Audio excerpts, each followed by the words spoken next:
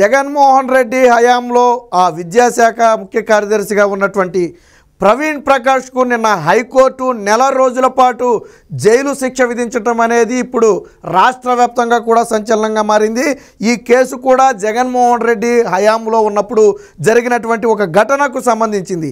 ఈయనతో పాటు శేషగిరి బాబు ఏదైతే ఇంటర్ బోర్డుకు సంబంధించి కార్యదర్శిగా ఉన్నటువంటి శేషగిరి బాబు నాడో ఆయనకు కూడా జైలు శిక్ష నెల రోజుల పాటు జైలు శిక్ష విధిస్తూ నిన్న హైకోర్టు అయితే తీర్పు ఇవ్వడం జరిగింది. తీర్పు ఇవ్వడమే కాదు, వీరి తీరు పట్ల తీవ్ర అసంతృప్తి వ్యక్తం చేసింది. కొన్ని ఘాటైన వ్యాఖ్యలు కూడా చేసింది.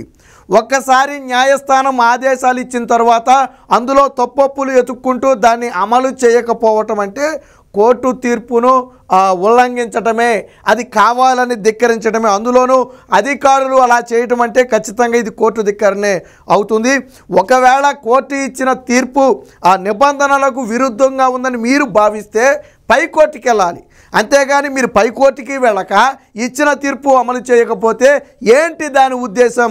ఇలాంటి విషయాల్లో ఎట్టి పరిస్థితుల్లో ఉపేక్షించేది లేదని నిన్న హైకోర్టు చెప్పింది. వాస్తవానికి పిటిషనర్ అంటే ఇటు ప్రవీణ్ ప్రకాష్ అటు శేషగిరి బాబు వీరిద్దరి తరపు లాయర్లు కొంత రిక్వెస్ట్ చేసి తప్పించే ప్రయత్నం చేసినా కోర్టు మాత్రం అందుకు ససేమిరా అంది. చేసిన తప్పుకు శిక్ష అనుభవించాలి, అధికారులకు ఇది ఒక పాఠంలాగా అయిపోయింది. కోర్టు ఆదేశాలను కావాలనే ధిక్కరిస్తున్నారు. పైగా కోర్టు ధిక్కరణ వాద్యం వేసిన తరువాత కూడా కావాలనే కౌంటర్ దాఖలు చేయాల. వాళ్ళకి ఆల్రెడీ కోర్టు ధిక్కరణ కేసు పడిందని తెలుసు, ఇది విచారణకు వస్తుందని తెలుసు. కానీ పిటిషనర్లు ఇటుపక్క నుంచి కౌంటర్ దాఖలు చేయలేదు అంటే ఒక రకమైన నిర్లక్ష్యం. ఇది మమ్మల్ని ఏం చేయలేరులే అనే ఒక ధోరణి.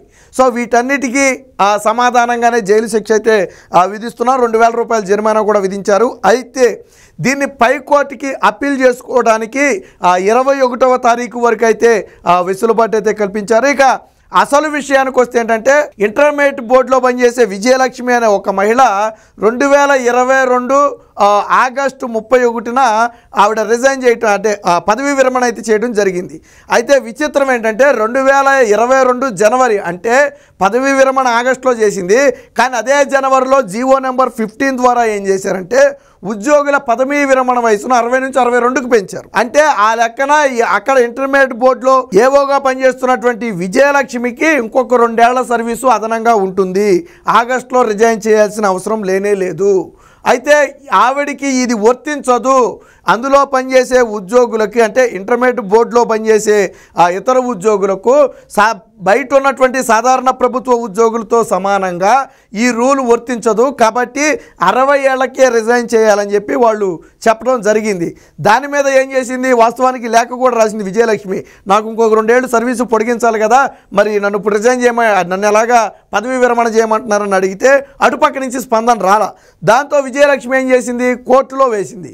కోర్టు ఏం చేసింది, అందరి వాదనలు విన్న తరువాత ఉద్యోగులందరూ సమానమే, ఇతర టీచర్స్ అంటే ఇతర ఉద్యోగులతో సమానంగా అన్నిట్లోనూ వీళ్ళు కూడా పాలు పంచుకుంటున్నారు కాబట్టి వీరికి కూడా ఆ అవకాశం ఉంటుంది. ఖచ్చితంగా 62 ఏళ్ల వరకు కూడా ఈవిడికి అవకాశం ఇవ్వాలి, 62 ఏళ్ల వరకు పదవీ విరమణ అవకాశం ఉంటుందని కోర్టు తీర్పునిస్తే దానిలో వంకలు ఎతికి డొంకలు ఎతికి ఈవిడికి పదవీ విరమణ వయసు పెంచాల. దాంతో ఏం చేసింది, చూసి చూసి చూసి మళ్ళీ కోర్టు ధిక్కరణ కేసేసింది. అంటే కావాలని ఒక కోర్టు ఒక ఉద్యోగికి ఖచ్చితంగా అర్హత ఉంది, పదవీ విరమణ వయసు 2 ఏళ్ళు పెంచాల్సిందే అని చెప్పి రాష్ట్ర సర్వోన్నత న్యాయస్థానం చెప్పిన తర్వాత కూడా ఒక ఉద్యోగి ఏంటి మన మీద కోర్టుకి వెళ్ళటం ఏంటని వీళ్ళు అనుకున్నారేమో బహుశా. అనుకుని ఇది చేస్తే తర్వాత ఏం చేసింది, ఆవిడ కోర్టు ధిక్కరణ కేసు వేసింది. ఇప్పుడు ఆ కోర్టు ధిక్కరణ కేసే విచారణకైతే వచ్చింది. ఈ సందర్భంగానే జైలు శిక్ష వేశారు. దానికి సంబంధించిన వార్త కూడా ఉంది, ఒకసారి చూద్దాం. ఇక్కడ చూడొచ్చు, ప్రవీణ్ ప్రకాష్కు నెల రోజులు జైలు శిక్ష. ఇంటర్ బోర్డు మాజీ కార్యదర్శి శేషగిరి బాబుకు సైతం అప్పీల్కు వీలుగా తీర్పు అమలు, 4 వారాలు వాయిదా. సో మొత్తానికి ఇక్కడ కోర్టు ఇంకోటి కూడా చెప్పింది, మీకు పైకోర్టుకి అప్పీల్ చేసుకునే అవకాశాన్ని ఇచ్చాం. ఒకవేళ పైకోర్టు గన మీకు మేమిచ్చిన తీర్పు మీద స్టే ఇచ్చేందుకు నిరాకరిస్తే ఈ నెల 21వ తారీఖున మీరు కోర్టుకు వచ్చి లొంగిపోవాలి, జైలు శిక్ష అనుభవించాలని చెప్పి కోర్టు తన ఉత్తర్వుల్లో కూడా స్పష్టం చేసింది.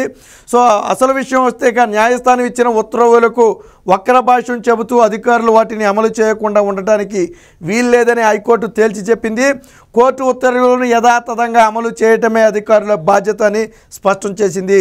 న్యాయస్థానం ఇచ్చిన ఉత్తర్వులు అమలు చేయని పాఠశాల విద్యాశాఖ పూర్వ ముఖ్య కార్యదర్శి ప్రవీణ్ ప్రకాష్, ఇంటర్మీడియట్ బోర్డు అప్పటి కార్యదర్శి ఎంవి శేషగిరి బాబులకు నెల రోజుల పాటు సాధారణ జైలు శిక్ష, 2000 రూపాయలు జరిమానా విధిస్తూ అయితే తీర్పునైతే ఇచ్చింది. సో ఇక అసలు విషయంలోకి వస్తే ఏంటంటే, ఇంటర్మీడియట్ బోర్డులో పరిపాలనాధికారి ఏఓగా పనిచేస్తున్నటువంటి అకాడమిక్ ఆఫీసర్గా పనిచేస్తున్నటువంటి విజయలక్ష్మి అనే మహిళ 2022 ఆగస్టు 31న పదవీ విరమణ చేసింది. అయితే 2022 జనవరి ఆగస్టున పదవీ విరమణ చేస్తే అంతకంటే 8 నెలల ముందే జనవరిలో జీవో నెంబర్ 15 తీసుకొచ్చింది రాష్ట్ర ప్రభుత్వం. అంటే దీని ప్రకారం పదవీ విరమణ వయసు 2 ఏళ్ళు పెరుగుతుంది. సో అందుకని ఏం జరిగింది, తన పదవీ విరమణ వయసు కూడా 60 నుంచి 62 ఏళ్ల వరకు కొనసాగించాలని చెప్పి ఒక వినతి పత్రాన్ని ఇంటర్మీడియట్ బోర్డుకి అయితే ఇవ్వడం జరిగింది. అయితే సానుకూలంగా స్పందించకపోవడంతో 2023లో అంటే దాదాపు ఆగస్టు నుంచి 4 నెలల పాటు చూసి 23లో ఏం చేసింది, హైకోర్టులో ఒక వాద్యం వేస్తే కోర్టు విచారణ జరిపింది. కోర్టు ఏమీ అంత ఈజీగా తీర్పులు ఇవ్వవు, మనకు తెలుసు కదా. కోర్టు విచారణ జరిపి ఆమెకు 62 ఏళ్ల వరకు కొనసాగించాలని చెప్పి అధికారులను ఆదేశిస్తూ 2023 ఫిబ్రవరిలో ఉత్తర్వులు అయితే జారీ చేసింది. కానీ ఆ ఉత్తర్వులు ఎవరు అమలు చేయాలి, ఇటు ప్రవీణ్ ప్రకాష్ కానీ అటు శేషగిరి బాబు కానీ ఇద్దరూ అమలు చేయాల్సిన అవసరం ఉంది. కానీ వీరిద్దరూ కూడా అందులో లొసుగులు వెతికి వేరొక దొంగ కారణాలు చెప్పి అమలు చేయాల. పోనీ పై కోర్టుకి వెళ్ళినా బాగుండేది, కింది కోర్టు ఇచ్చినటువంటి తీర్పు సరిగ్గా లేదు, ఇది నిబంధనలకు విరుద్ధంగా ఉంది కాబట్టి ఒకసారి మీరు పునఃపరిశీలించండి అని చెప్పి డివిజనల్ బెంచ్కి వెళ్ళడమా లేదా పై కోర్టుకి వెళ్ళడమో చేస్తే ఏం జరిగేదో. కానీ వీళ్ళు ఏం చేశారు, అటు పై కోర్టుకి వెళ్ళలేదు, ఇటు ఈ కోర్టు ఇచ్చిన తీర్పు అమలు చేయాల. దాంతో చూసి ఏం చేసింది, ఆవిడ కోర్టు ధిక్కరణ పిటిషన్ అయితే తిరిగి వేయటం జరిగింది. వీళ్ళేం చెప్తారో చూడండి, ఇంటర్మీడియట్ బోర్డు అనేది కంపెనీ చట్టం కింద ఏర్పడిందని, ఈ నేపథ్యంలో ఈ బోర్డులో పనిచేసే ఉద్యోగులు ఇతర ఉద్యోగుల్లాగా వారికి వయసు పెంచడం కుదరదని చెప్పి శేషగిరి బాబు అయితే చెప్పాడు. దానికి కోర్టు ఒప్పుకోరా.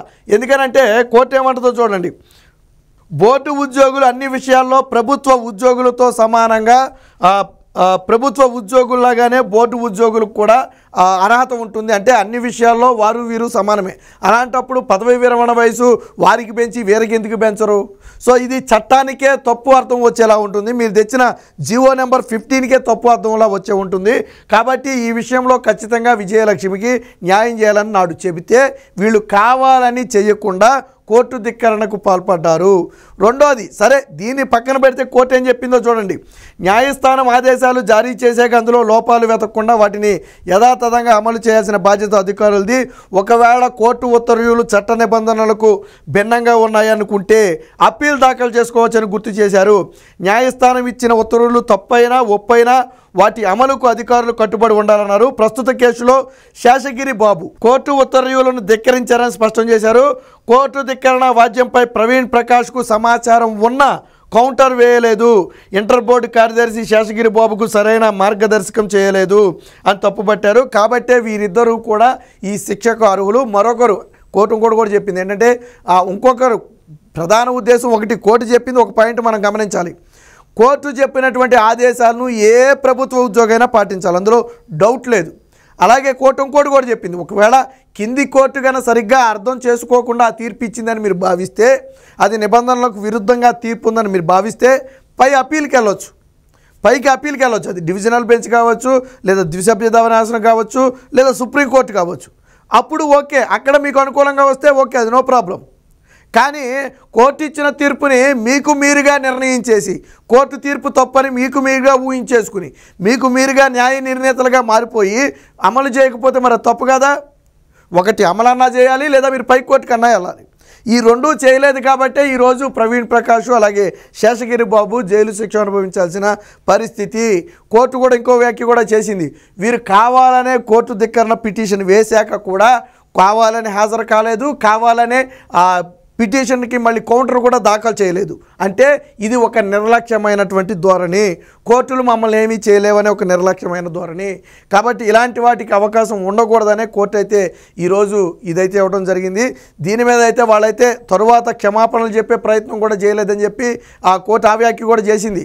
ప్రవీణ్ ప్రకాష్ కానీ శేషగిరి బాబు కానీ జరిగిన పొరపాటుకి సాధారణంగా ఏంటంటే కోర్టు ధిక్కరణ కేసులో మొట్టమొదటిగా అధికారులు చేసే పని ఏంటంటే వెళ్ళి క్షమాపణ చెప్తారు. పొరపాటు ఏదైనా కానివ్వండి ముందు కోర్టుకి క్షమాపణ చెప్తే కోర్టు కన్సల్ట్ చేస్తారు. కొంత ఎప్పుడైతే వీళ్ళు క్షమాపణ చెప్పారో అప్పుడు కోర్టుకు ఉన్నటువంటి కొంత కోపం తగ్గుద్ది. అప్పుడు తదుపరి ఆదేశాలు ఇచ్చి తర్వాత కొనసాగించమనో లేదా ఏదో నోటీసులు ఇవ్వటం ఏదో చేస్తుంది, అది వేరే విషయం. కానీ వీళ్ళు ఆ క్షమాపణ కూడా చెప్పలా. చేసింది వెధవ పని. కోర్టు ఇచ్చిన ఉత్తర్వులు అమలు చేయకపోవడం తప్పు. పోనీ ధిక్కరణ కేసు పడిన తర్వాత అయినా వెళ్ళిపోయి ఆ రోజు పోనీ అనుకోకుండా అలా జరిగింది లేదా దీనివల్ల మేము చేయలేకపోయాం అని క్షమాపణ చెప్పే ప్రయత్నం కానీ కోర్టుకి నచ్చజెప్పే ప్రయత్నం కానీ చేయలే. ఆ వ్యాఖ్య కూడా నిన్న కోర్టు చేసింది. అంటే జగన్మోహన్ రెడ్డి జమానాలో అధికారులకు జైలు శిక్ష అనేది చాలా చిన్న విషయం. సరే, ఇది కేవలం కోర్టు ధిక్కరణ కేసే కాబట్టి మనం దాని గురించి పెద్దగా ఇది కాదు. కానీ ఒక శ్రీలక్ష్మి లాంటి ఆచార్య లాంటి వాళ్ళని తీసుకుంటే ఏళ్ల తరబడి జైల్లో ఉన్నారు అక్రమస్తుల కేసులో. సరే, ఇది ధిక్కరణ కేసు అయినప్పటికీ కూడా జగన్మోహన్ రెడ్డి హయాంలో జరిగినటువంటి ఒక ఘటనకు ఇప్పుడు ఇద్దరు కూడా మాజీలే. శేషగిరి బాబు మాజీనే, అలాగే ప్రవీణ్ ప్రకాష్ మాజీనే. అయినప్పటికీ కోర్టు వదిలిపెట్టలేదు. అప్పుడు చేసిన తప్పుకి ఇప్పుడు ప్రాయశ్చిత్తం అనుభవించాల్సిన పరిస్థితి. ఏదేమైనా మొత్తంగా కోర్టు ఇద్దరి అధికారులకు జైలు శిక్ష విధించడం అనేది ఇప్పుడు రాష్ట్ర వ్యాప్తంగా కూడా చర్చనీయాంశంగా మారింది.